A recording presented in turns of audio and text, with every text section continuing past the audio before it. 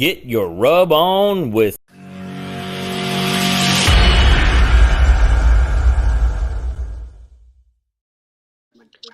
All right. Hello, world. We have the OG Bandits on tonight, sponsored by King Louis Meat Apostle and Jameson. I think I still hear him. He's here. How are you guys doing tonight? Good. How are you? Oh, doing really good. So, are you guys ready to start? Yes, we are. So, first off, tell us your team name and how that name got started. So it's OG Bandits. I was part of Pig and Whiskey on the East Coast. We started in 2015 together. I recently moved back in 2019 to Kansas City. We decided to do a spinoff team, Pig and Whiskey OG. I got kind of tired and fed up of being the head cook. So I told Ashton, I said, why don't you become the head cook and start your own team? And OG Bandits was born. And it's her team. She calls all the shots. I'm just a fire guru. Oh, whatever. They just call me the guru. I just manage the pits. She does all the seasoning and flavor profiles and everything else. I'm just the back burner guy. He's lying, but I went to the class. I know. I don't know what you're talking about. We're from Oak Grove, Missouri, so that's where the OG comes from. OG. Okay, I was curious where that came from. I didn't know if you were like the original ones, if that's like the OG came from. Original Or... gangsters. It's the old guy and his bandits. That's not funny. Yeah, it is. But true. So when did you guys start competing in barbecue? So I started in 2015 with Brant Williams from Pig and Whiskey. We did 2 contests in 2015, 4 in 2016. Then it escalated to 14, 15, and then kind of rolled on from there. Kind of got fortunate, caught some fire. We went to the Jack, the KCBS World Invitational, and the Royal all in the same year, along with the formerly known Sam's Club. So we did kind of like our trifecta, I want to say in 2018, and got hooked for life pretty much. Then I met him at the end of 2018, and we moved here in 2019, and I told him I would help him if he wanted to continue barbecue, and he said okay, and I was kind of not that into it at first. And I think I remember a quote. My brother-in-law says he's a competition guy, and she said, I don't even like barbecue. Yeah, that's true. That's the first when I first met him. I don't even like barbecue. I didn't know what competition barbecue was, so I was like, well, I don't even like it. It was a bad heartburn, whatever. So, what gives you bad heartburn? Too smoky. Yeah, too smoky. I could have been a great KCBS judge back then. But no, and so I think we did our first comp together in 2019 at the end of then. And I hated his brisket. Told him it was too pot roasty. He got mad at me and told me, then you fix it if you know what brisket is. And so I said, okay. So that off season, that was my job, was to create a brisket recipe. And I did. And we took it to Texas in February of 2020. Right before COVID. And I got 5th place down in Texas with my brisket. And so I said, I can do this. Then he had to start listening to me. That was, yeah. He created a monster. Yeah. No, I did see on Facebook from a memory at a contest that your old partner posted. I guess you guys had a little fun at that contest. Oh, yeah. I think it was something that I'm surprised we did half as good. Yeah. Yeah. Yeah. So Brant and I, we were known as the very social people. We used to get really drunk, and then everybody would just count us out, and then we just go crush it on turn-in day. Yeah, we had a lot of fun on the East Coast, and my liver still hurts, I think, some days. I made him tone it down a little bit. Yeah. Just a little bit, not much.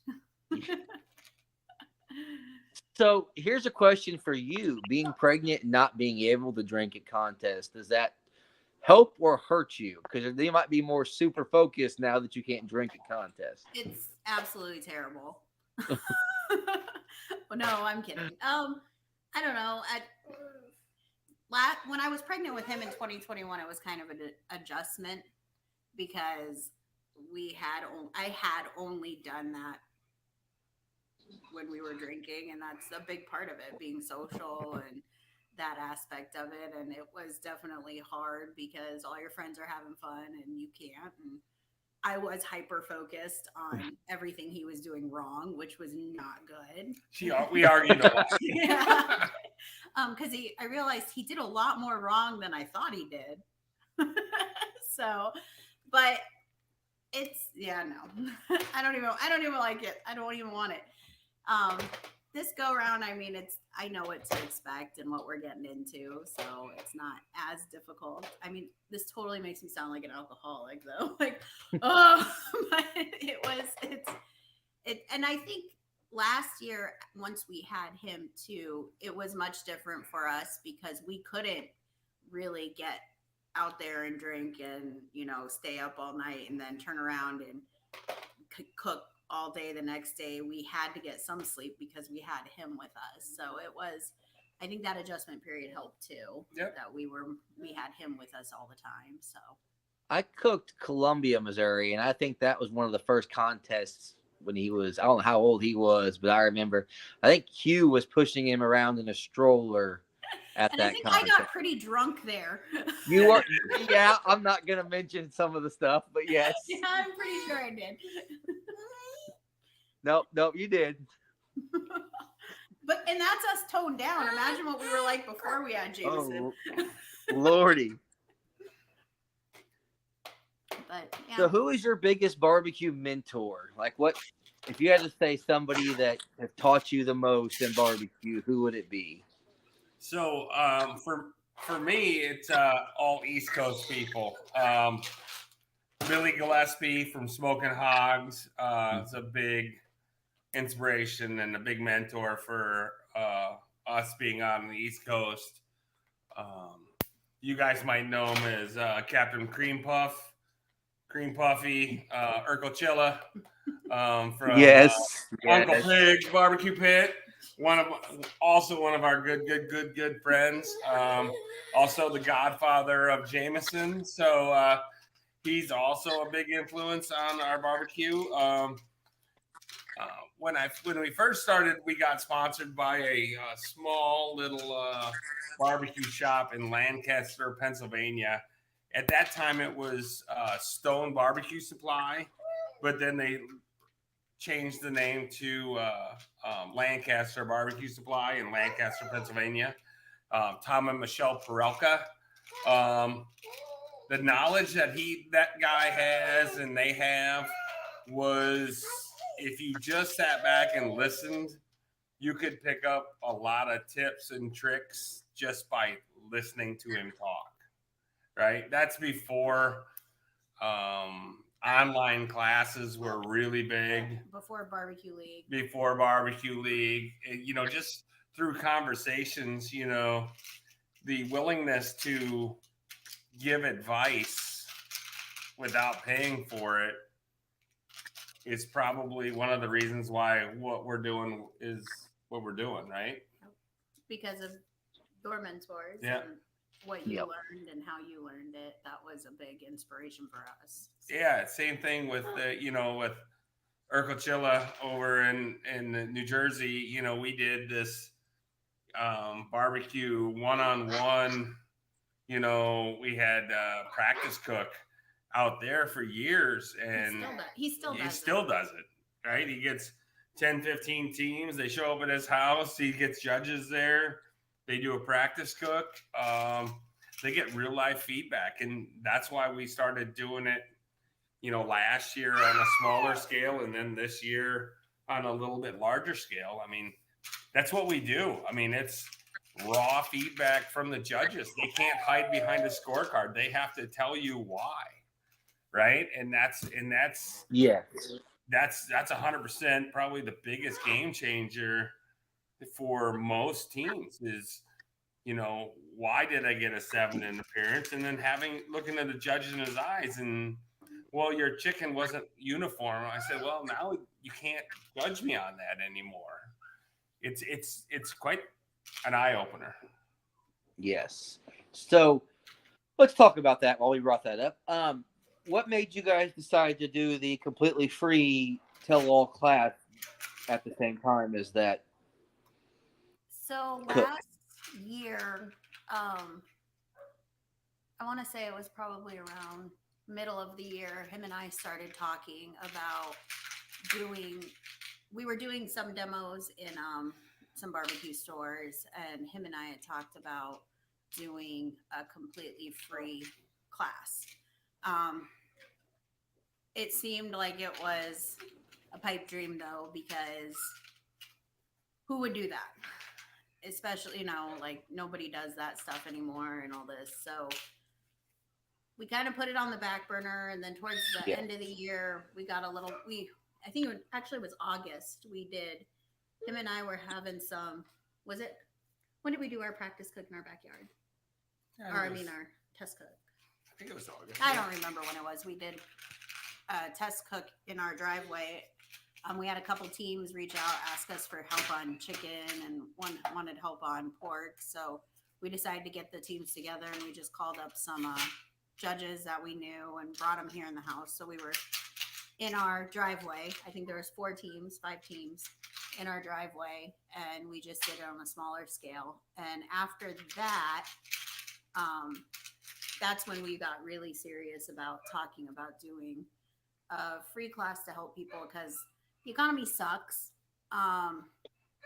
Everybody's struggling. You can tell barbecue's kind of struggling from teams and getting contest sponsorships and stuff like that. So we knew we were going to get a lot of pushback from it, which we did. We heard a lot of noise about us deciding to do a free class. But the thing is we want to help grow this sport. And yes, we have people that tell us, well, if they can't pay $1,000 for a class, they shouldn't be getting into competition barbecue. And they're right. They're right to an extent, but there's also guys who've never done competition barbecue, and the thought of even paying $1,000 for a class is very intimidating, because what happens if they do that and then they discover they can't afford to do this, or they don't have the means to do it, but they've already wasted $1,000.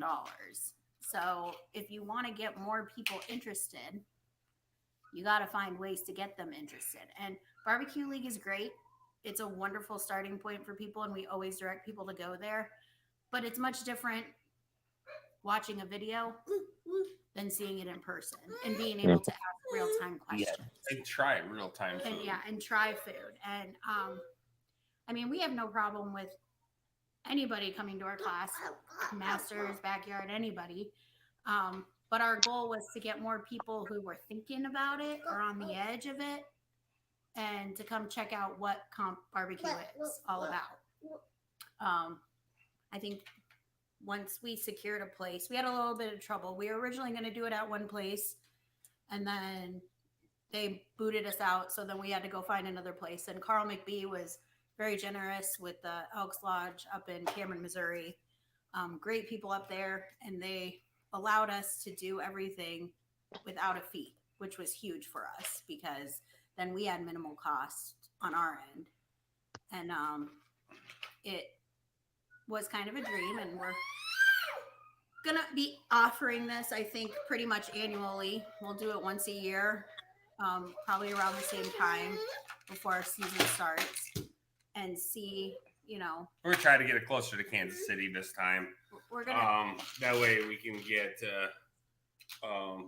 more engagement. I know Cameron, it's an hour and 10 minutes for some people to get up there.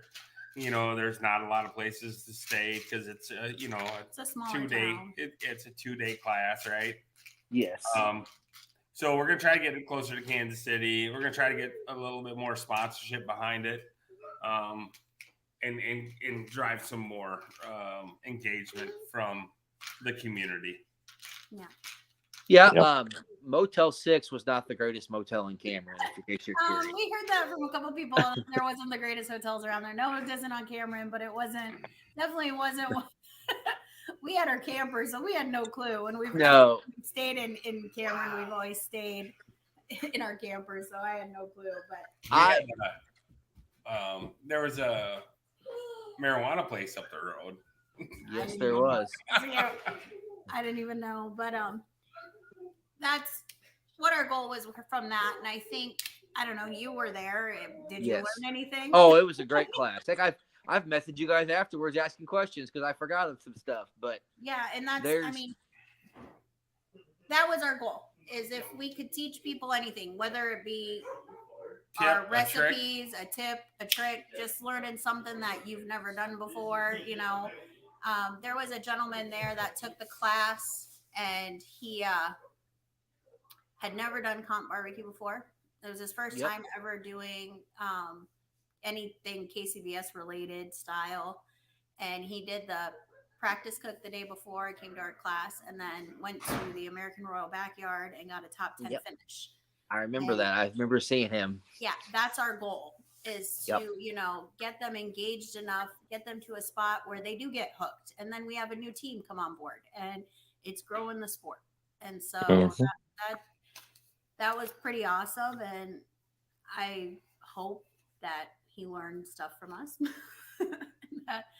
I always say Richard Fergola up at Proud Souls on, I think it was Monday after the class, and he goes, "Hey, I got one of your students here."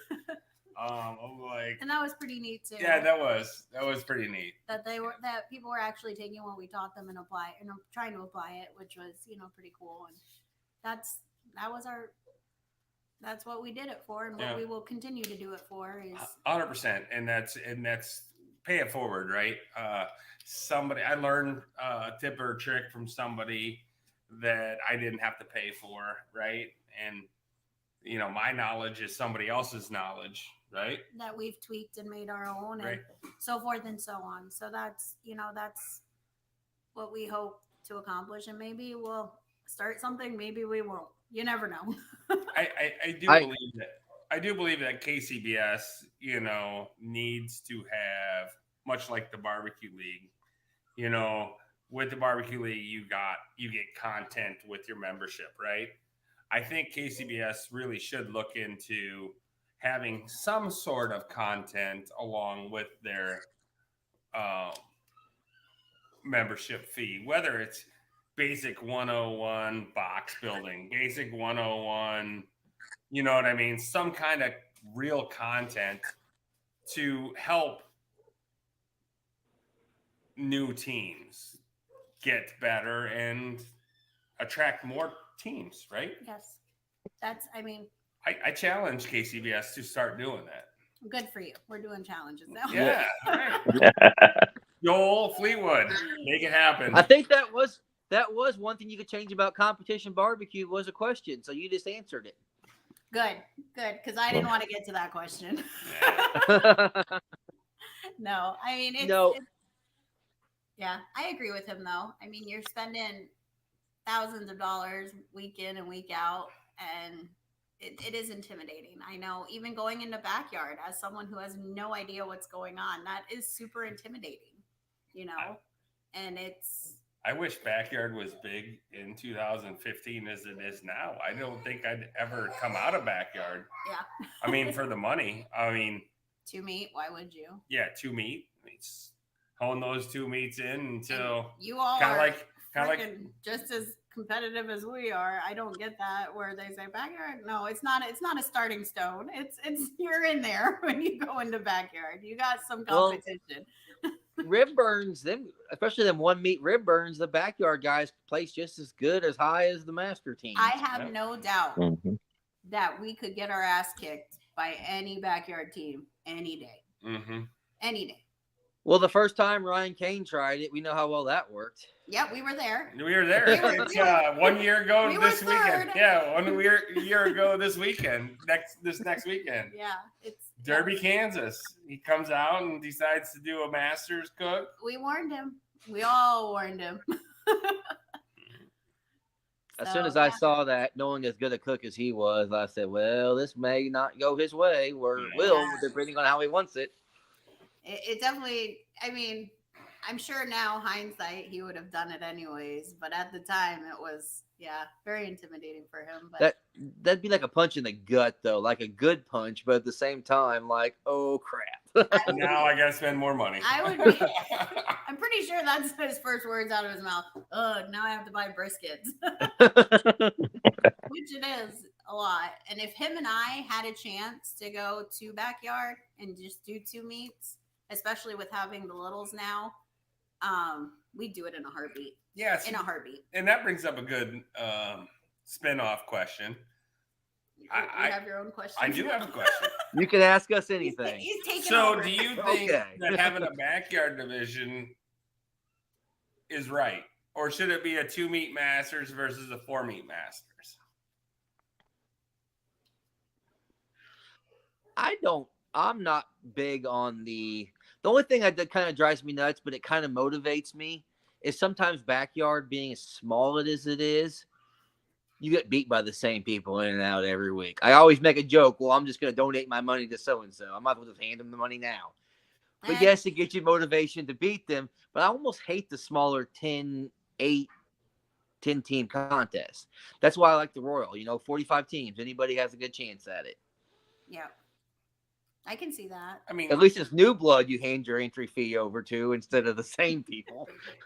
Well, it's kind of the same in Masters, though. I mean, you have your top dogs that are contenders every time, but yeah, I can see where that is. I mean, so my goal was just to beat them in one category one time. If I do that, well, then it just makes me more competitive. But personally, no. I honestly think that if any team, like I said, if they do the single rib cook-offs, why couldn't they do a 2-meet and just something needs to change in KCBS for it to sustain the way it is.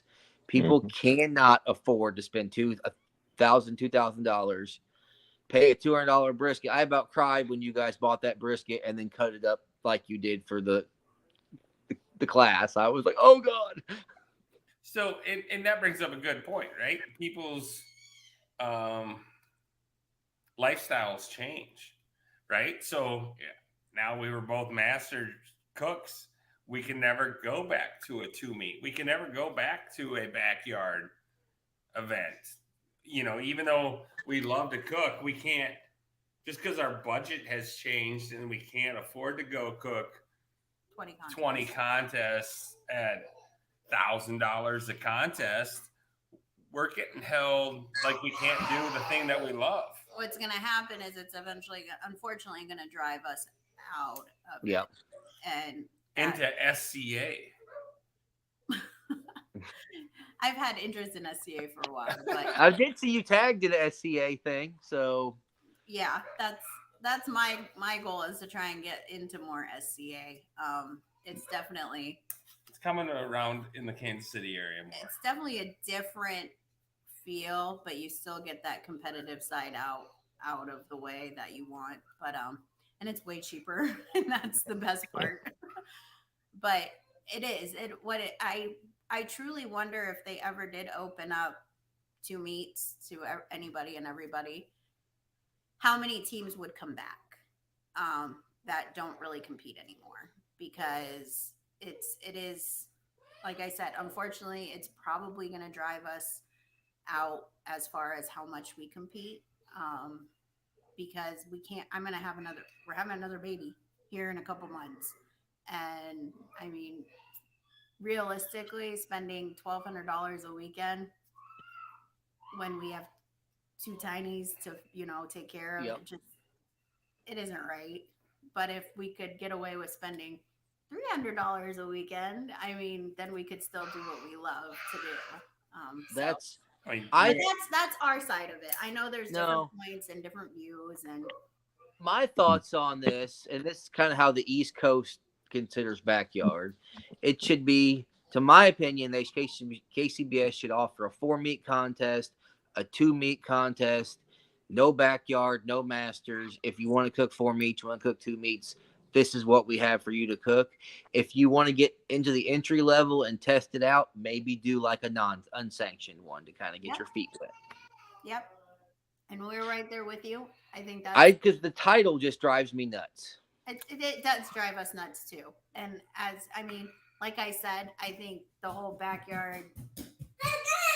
Oh. hey, He's like, it drives him nuts too. So sorry. The whole backyard versus masters, the inferiority thing going on is ridiculous, and I don't agree with it. Sorry, guys. No, you're plenty good. Well, that's Thank like you. that's like Rosemary and Phil were talking. They won theirs a long time ago, and now they can never cook a backyard 2-meat contest. Exactly. That's why I wonder what would happen and how many teams would actually come back. That normally aren't competing anymore due to cost or I know Rosemary and Phil said they feel like they're out of the loop on some stuff. They're great reps but they've been doing the rep side forever, Yep. versus the cooking side. And once you step out of it for a little, even us, I mean, we haven't really cooked. We haven't cooked at all this year besides our practice cook. And I'm nervous for June. I'm like, we need to go hit a contest soon because I feel like we've been out of the game too long, and I couldn't imagine taking a whole year, 2 years off and then trying to jump back in right into masters. It would be a disaster. Well, like you guys said, you guys are kind of more, now that you've cooked the trifecta or whatever, you guys are more just into cooking contests, the ones you want to cook, the ones that are fun, Yes. the ones that you enjoy, and that's what I always say. I'm realistically a 5 to 10 comp a year guy. Not that I wouldn't love to cook more. I know me, and I know it would not be fun anymore. And I do it for a stress reliever, not to have a second job. And I think that's what it would turn into if I cooked 30, 40 contests a year. It is a second job when you start cooking those. So what did we do in 2020 during the height of COVID? We did 24, I think. 24 contests, 9 different states. When everything was shut down. We managed to do we that. were in Wyoming one weekend, and then the end of the weekend the end of the week we were in Tennessee. Or no, Mississippi. We went all the way down to Mississippi. Oh, Lordy. So it was, and working wow. Tuesday, Wednesday, Thursday, we were both still working at the time. So it was intense. And I think, but that year was the year when I first got together with him and asked him what was his end goal. Do you want to own a restaurant? Do you want to have a line of rubs, sauces? What is your end goal with this thing? Or are you just doing this for fun? Is this just something that you want to do for fun? And he said, I want a Team of the Year trophy. And I said, okay, then let's go balls to the wall. And this was before COVID hit, the off season right before. And I said, and we'll go all in and we'll get a Team of the Year trophy. And we fully expected that year to do like 50 contests. And that's what we had budgeted out. And that's what we were going to do. Then obviously COVID hit and we didn't know where our team was going to go from there as far as what we were going to be able to do. And then once contests started coming back, we decided, okay, we can still make a run for this. We can still do this, but it's going to take some dedication. And it did. The good thing about it, though, also is the boys were out of school. It helps. So they were doing all online classes. So it didn't matter if we left on a Tuesday or Wednesday for a contest because the boys were still connected with school. Yeah. And his work was pretty lenient at that time because of everything going off. So that helped too with scheduling. I worked at a bar obviously nothing was going on with my job. We were shut down. So it really helped that situation. We got the Team of the Year trophies at the end of the year that come that November that we had set our hearts on. And then She got pregnant. Then I got pregnant. And we were crazy though, because I still cooked up until I was 39 weeks pregnant. And I think we burned ourselves out. I mean, I think we did close to 30 that year I was pregnant. I mean, I was pregnant, had a baby in July, and then we finished the year out. Like, it wasn't like I just stopped in July. No, we had a baby, took 3 weeks off, and then we were back on the barbecue comp trail. 3 weeks after you had Jameson, we did a double. A double, yeah. And then a double. And then a double. We did 3 doubles back to back. And then the weekend before Jameson was born, we did a double. A double. Jesus. We were busy and burned ourselves out because it's a full-time job. And at some point, it does stop being fun. You know, I guess I'd call that dedicated. I don't know what I would call that. Insane. I think my hormones were imbalanced. I had just had a baby. I wasn't all there. I had a C-section. They told me minimum 4 to 6 weeks recovery, and we were in Nebraska 3 weeks later. Something was wrong with me. I don't know what it was, but there's a fine line between dedication and insanity, though. it is insane. I was chasing turkey smoke points. I got so obsessed and fixated on turkey smoke points that I couldn't miss that contest for some reason.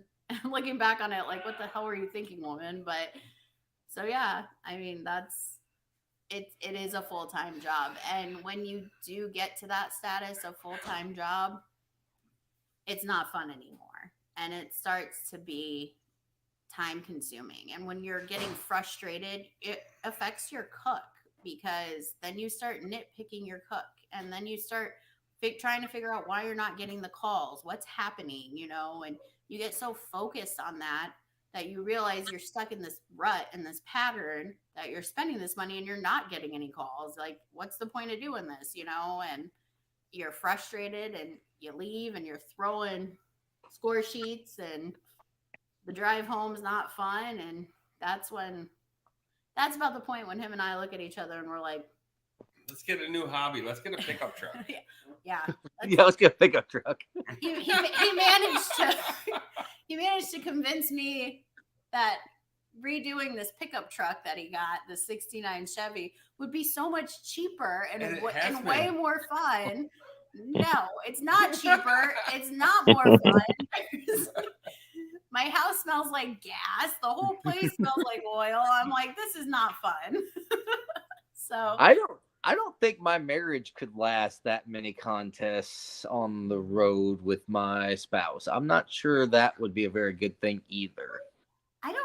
For some reason, him and I, people tell us that all the time, but we actually work better when we're on the road versus when we're stuck in this house with nothing to do. then we are staring at each other and getting mad at each other for no reason. We work really well together, and we always have. And I think it helps that he's gone most of the day at work. So our weekends are a time to see each other where we have to see each other. We have to communicate with each other. You have to see me? I have to see you have to see. When you're stuck in that trailer, you have no choice but to be nice to each other. So it's definitely, I got lucky. He might say something different, but I got lucky with our relationship and how we work together. So this brings me to another question, but you kind of answered it earlier before we got on there. So the Made for KC, you originally signed up as 2 teams and you both got picked. Are you going to start competing against each other now? Someday we will. We have in the past. We have in the past when and I'm definitely 2-0. Because he's ridiculous. Or did he take your brisket recipe? He took all my recipes. What are you talking about? Oh, you guys did compete against each other at the simulated cook. And we did compete against, and I beat him there. So, simulated. And I even did chicken wings. I'll beat you. Not in chicken. We did Cameron last year. We did 2 different teams, and I got the calls, but somehow overall he beat me. So it In the first contest after your pregnancy with Jameson. Oh yeah, we ended up splitting teams there in Nebraska, and yeah, you got a call, and I didn't. You got 2 calls. I got 2 calls, and you got 1. And had still beat you. I had your call, we would have GC'd it. If we would have been a team, we would have GC'd it, but no. We want to eventually, just for fun, because it's fun ragging on each other and having a good time. I did talk about with you. We weren't on when we talked about it, but yeah. Our original thought. So people ask us all the time, why'd you put 2 teams and made for KC? Why wouldn't we? We have 2 qualifying teams. Why wouldn't we? Twice the chance of getting picked. Yeah, I mean, it would be absolutely ridiculous of us not to.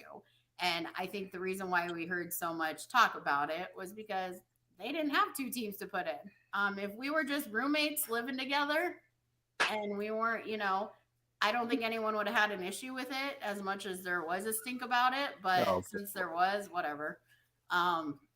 We followed the rules. We did what we were supposed to do. It was not our fault we both got picked. Never in a million years thought that was going to happen. And we had every intention of cooking separately. But around that time, shortly after that happened, I found out I was in a high-risk pregnancy this go-around. And potential bed rest is coming my way. And they were like, all this stuff. And I'm like, Josh, there's no way. Like, I don't want to spend the money and then not be able to compete, and then I can't compete on your team with you because at that point it's too late because you have to put your teammates down. And I'm like, this is, if this was next year, you best bet we would be going against each other. But since this is going on and the baby stuff's happening, we had to make the tough decision to drop Pig and Whiskey OG, which he did not want to do. And I didn't really want to do either, but we did. So we'll be cooking together and it will be fun. But so Bryce Lambert said Josh would lose. He will lose. Every day. That's your nephew. Yeah. Every day, every time. I'll always lose. If it makes her happy, happy wife, happy life. Oh, here we go. That's he's letting you win, guys. Yeah, okay. Anytime he loses, he's letting you win. Don't you know how that works? Yeah, of course. It's easy letting her win. Yeah. If you ever saw Josh cook by himself, he can do everything great until it comes to boxing. I did see that in the class. You were the box builder. His appearance scores would be like 5s. Doesn't matter. It's the least weighted. And his trimming skills on everything but brisket, and so on chicken would be terrible. Hold on. I think it was in Mississippi. Oh my God! Hold on. In Mississippi, you got drunk on margaritas, and you say you just trimmed the chicken, so I trimmed the chicken. And I don't recall telling him to trim the chicken, so. So she wakes up. It's like 7:00 and maybe 8:00 in the morning, and we're in Mississippi, and she is hungover, and she pulls this chicken leg out and says, "This looks like a meat stick." It literally looked like a rib bone. Like that much meat on it, had no shape to it whatsoever, and I freaked out. Why did you do this? You know the best part about this story is I fixed it for 2 hours. Oh my God! For 2 hours, First place chicken. After I fixed it, of course. He forgets to tell the story. Fixed it. But yeah. You said your chicken, your scores. I think is what I heard. But then once we got first place, it was my chicken. Yeah. Oh, yeah. I just like the reenactment, though. You trimmed the chicken. Apparently. So, this is all. Oh, my God. You were so hammered on margaritas. Yeah, they had these things called black margaritas with like black tequila. There was like voodoo shit going on down in Mississippi with those. It's Mississippi. What do you expect? I don't remember. And it was in Hurricane Delta was in down there. It was during a hurricane.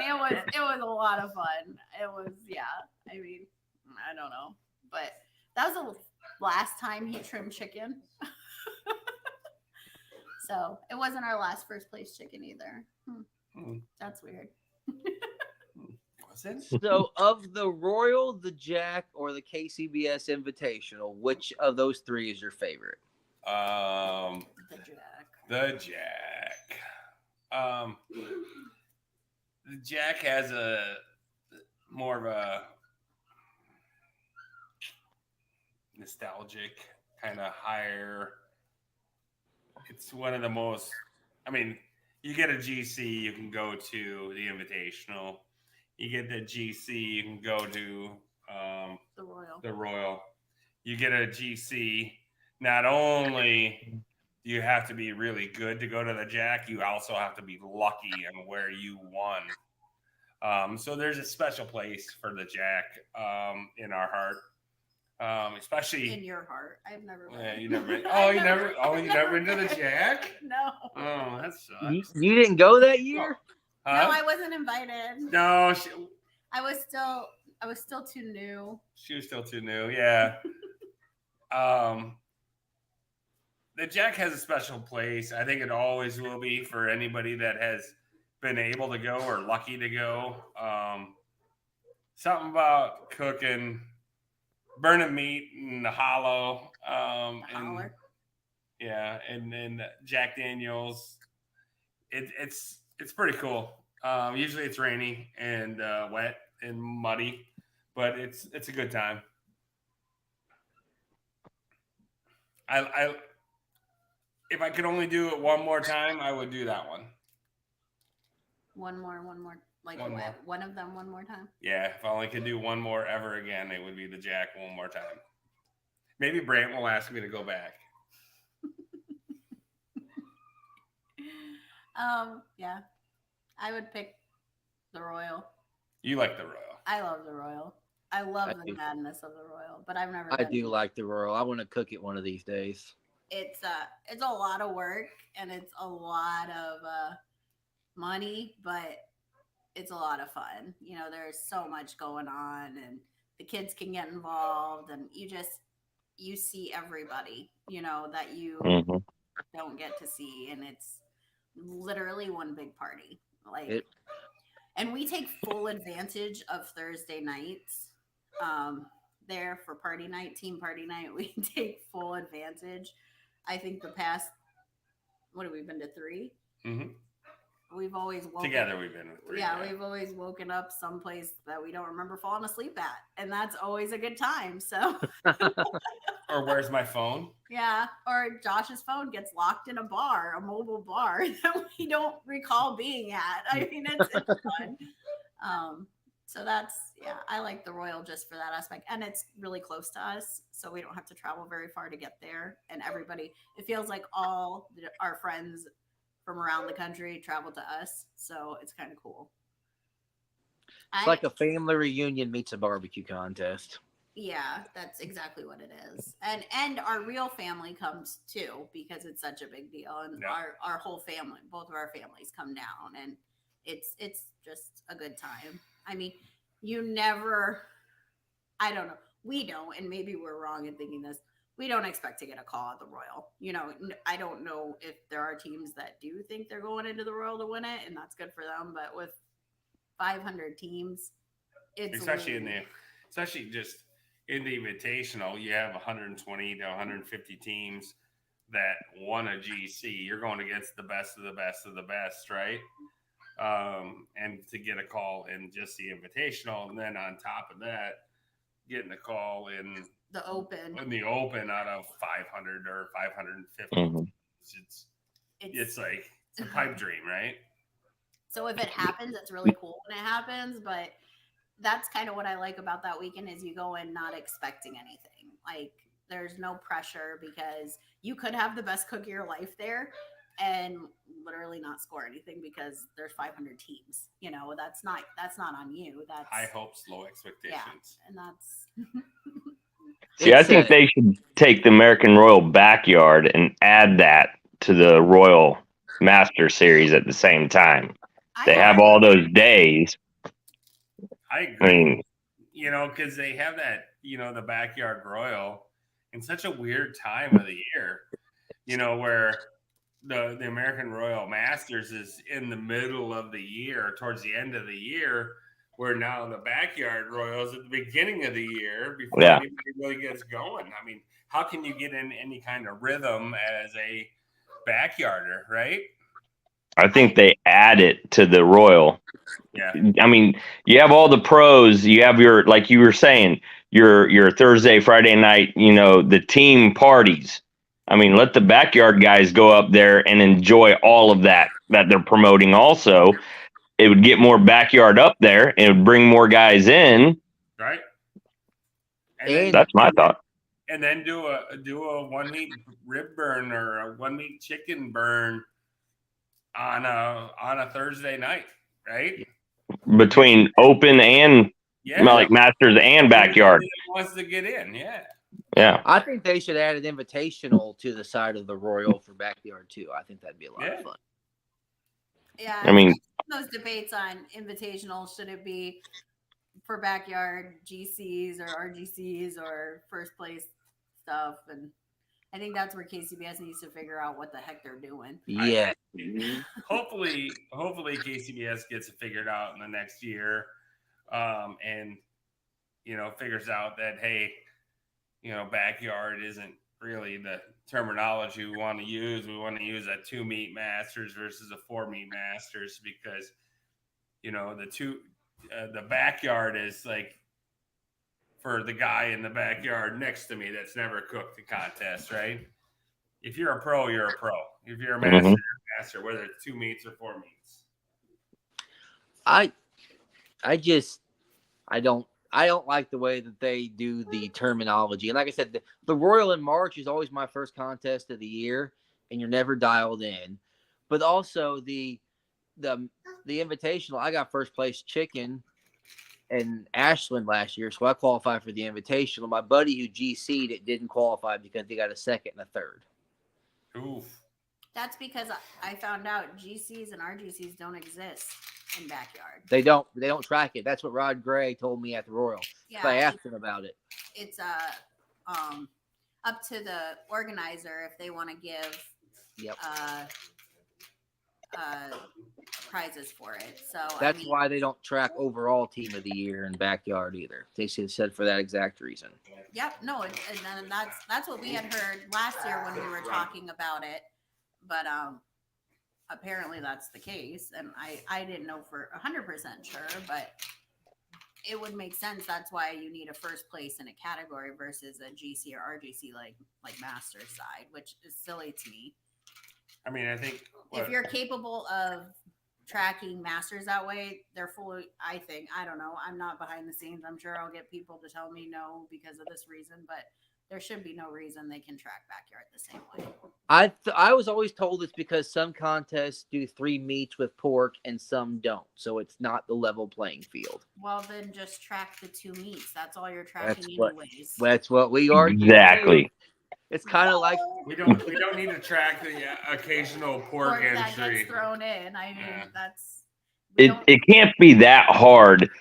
When, like, I sponsor Bradley and a couple other teams with Sofa King, and we're putting together an Excel spreadsheet to track even the master sides that I sponsor. We're only tracking chicken and ribs, and we're going to start that in 2024 for the teams. And I'll do like my version of Team of the Year, since we already have a traveling trophy.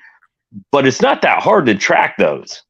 It's not, especially because sites like Barbecue Data do most of the work anyways. You can find it all there.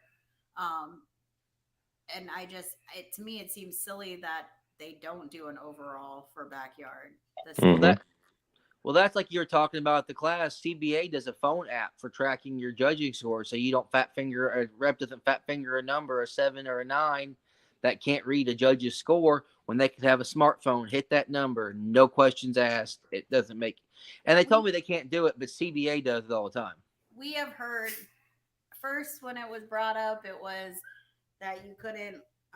What did they say? They couldn't. This was before the board that we have now. So a couple years ago, Couldn't teach the. we couldn't teach the judges and expect the judges, because they're all older, to be able to be on smartphones and stuff like that, which sounded at the time like, okay, whatever. And then when the CBA rolled out and started being successful, then it turned into the interface program for an organization like KCBS, which is so much bigger than CBA, that it wouldn't work. It'd be too expensive. It wouldn't, so I mean, every year and I'm hoping this new board that we have confidence in them, that with some of the older people out of there, that maybe something like that does get done. But again, that's holding my breath. That's a whole nother. I just think it's funny because the organization, most barbecue people are like 70-80% of them are IT people. Like that's the most popular profession for a barbecue sport. Honestly, I don't know very many people anymore, older or not older, who do not have a smartphone. That's what I was going to say. My grandma's got a smartphone. I mean, my 82-year-old grandfather has an iPhone and knows how to use it. I'm not sure. I think that's not giving judges enough credit.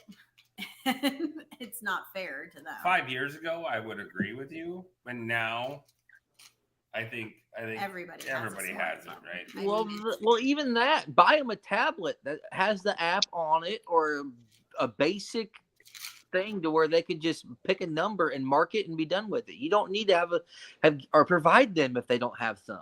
Well, and just think of how many human errors that we don't know about, or that nobody catches, that happens because it is human error. It happens all the time. Yeah.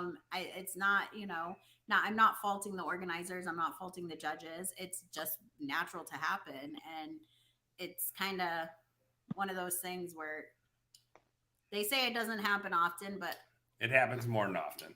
I think it happens more than what we all think it happens. Yes. So yeah, I think it's 2023. There's no excuse for it anymore. No. We are definitely in a digital age. We are in a social media age. We are in, that there should be no reason, when we have programs available to develop like that we are still writing out and we are still manually entering, and all the paper we waste. Good Lord. Trees we kill. Just think of that. Not all the animals that we're throwing in the trash, but oh yeah, trees we're killing.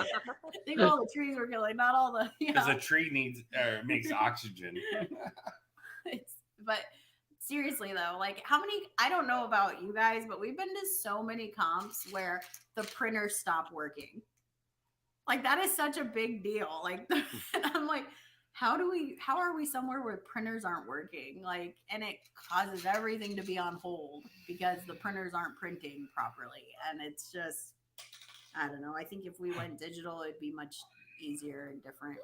And then I think the teams could look up their score sheets, could all be on their phone, all be on the app, and you wouldn't need any printers. Right after awards are done, you can see it all in the palm of your hand. Yep. It would make it a lot easier, but like I said, what do we know? What do we know? We can just throw shit at the wall all day, but there's apparently more better people out there to tell us we're wrong. So it is what it is. So speaking of social media, what social media do you guys have? We have everything. We're not. This sounds weird. I am on the younger side of things, but I never got into Instagram. So I really try to update our Instagram. I'm really bad at it. But our Facebook is OG Bandits BBQ. Our TikTok usually is kind of quiet around off season. It'll start getting more videos during barbecue season when we start doing more comps. Yeah, those are fun. We started off doing videos and then TikTok got popular. So we have a dancer in the making over here with Josh Farley. He's a TikTok star. I've heard that. Not a lot of people know that. Yeah, he's a pretty big deal. We got a new one starting up too. Jameson's going to be starting pretty soon. Oh, yeah, Jameson likes Young Gravy. If you don't know who Young Gravy is, got to check him out. But he's so we have that. I don't do Twitter, so we don't have Twitter. Honestly, when we were sponsored, I used to keep up with our social media a lot more. Then once we let our sponsors go, it kind of went on the back burner because we have kids, and I got to my post literally after a contest, I'd post our results for our friends and family, and that was it. So I unfortunately, let our social media go. But we have quite a big following on Facebook. I think we have almost 4,000 followers on Facebook. So, I mean, follow us if you're not. I mean, that's a big thing too, right? Everybody wants sponsors and wants to be sponsored by a charcoal sponsor or a barbecue supply store or whatever, but it's a lot of work. It's a lot of work, to every post, everything. You got to tag and hashtag. Oh, I got to hashtag this person, this person, this person. It's like, oh my gosh, it's almost like a full-time job. That in itself becomes a full-time job, and it's totally worth it, and it's saved us a ton of money. We're so grateful for our sponsors that we did have, but yeah, once I could just make a regular post, it was kind of nice after 2 years of having to do all that, and I was terrible at forgetting. Not on purpose. I would just forget a sponsor, and then they would reach out to us. And I'd be like, no, I swear to God, we still love you. I didn't mean to tag. I meant to tag you. I just got Andrew. It's a lot of pressure. So yeah. But that's totally off your question. I don't know what for that. So what's the future hold for you guys? You guys are just kind of dialing it back, right? Yep. So we are doing Made for KC. Him and I have talked about potentially doing one before then, just to kind of do a refresher course. We're not sure though. And we're going to do an SCA. There's an SCA contest. There's a couple SCA contests coming up around us that we're excited for. But as far as regular contests, I'm again having a baby at the end of July.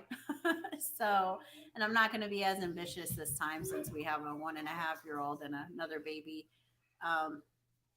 If we do any more, I think him and I have kind of talked about not doing the Royal this year.